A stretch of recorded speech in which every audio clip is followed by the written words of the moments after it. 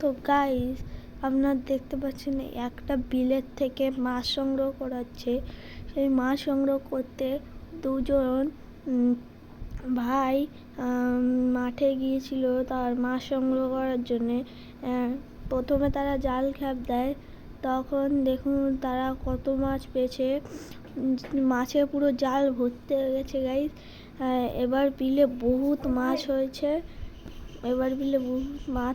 তাই মাছ দেখে ইনারা দুজন গেছিল মাছ ধরতে।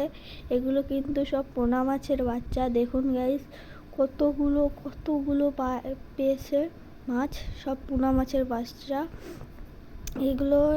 এরা এখন তাদের পুকুরে ছেড়ে দেবে। সবসময় বড়টাও পায়, কিন্তু দেখুন এখানে সিলভার কাপ, তারপরে আরও অন্য মাছ পেয়েছে। দেখুন পোনা মাছ, তারপরে কাতলা মাছের বাচ্চা।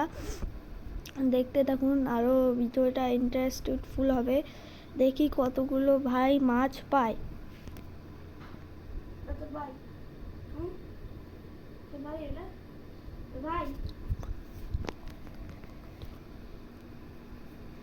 তো আপনারা দেখতে পাচ্ছেন এনারা জাল ছাড়িয়ে পাচ্ছে না, মাছ লেগেই রয়েছে।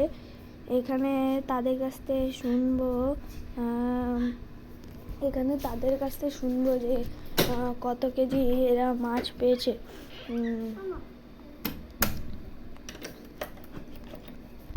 তো ভাই সাহেব, তো তোমরা কতগুলো এখানে মাছ হতে পারে?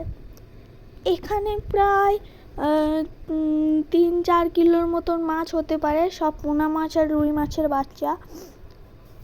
তো গাইজ, আমি ওনাদের কাছ থেকে শুনে দিলাম যে এখানে 3-4 কিলো মাছ হতে পারে, এবং এগুলো সব পোনা মাছ আর সিলভার কাপের বাচ্চা। পুরো জাল ভর্তি হয়ে গেছে। দেখুন গাবলাও কালো কালো হয়ে গেছে, আপনাদের লাস্টে দেখাবো। তো চলো, এরা মাছ ভরছে, ততক্ষণ আমরা দেখতে থাকি। দেখুন গাইস, পুরো জালে লাফালাফি করছে।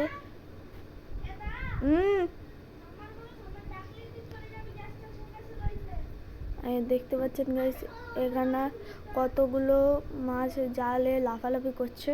সব বিলের থেকে ধরা হয়েছে। বিলে গাইস দেখুন গাবলা পুরো কালো হয়ে গেছে।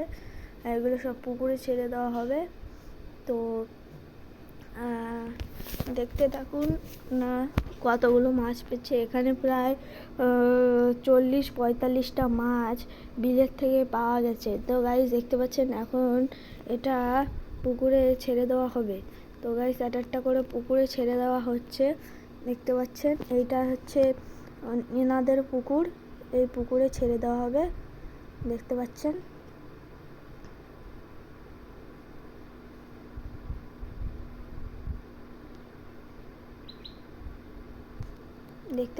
গাইস, ছেড়ে দেওয়া আছে পুকুরে, যাতে না মরে যায়।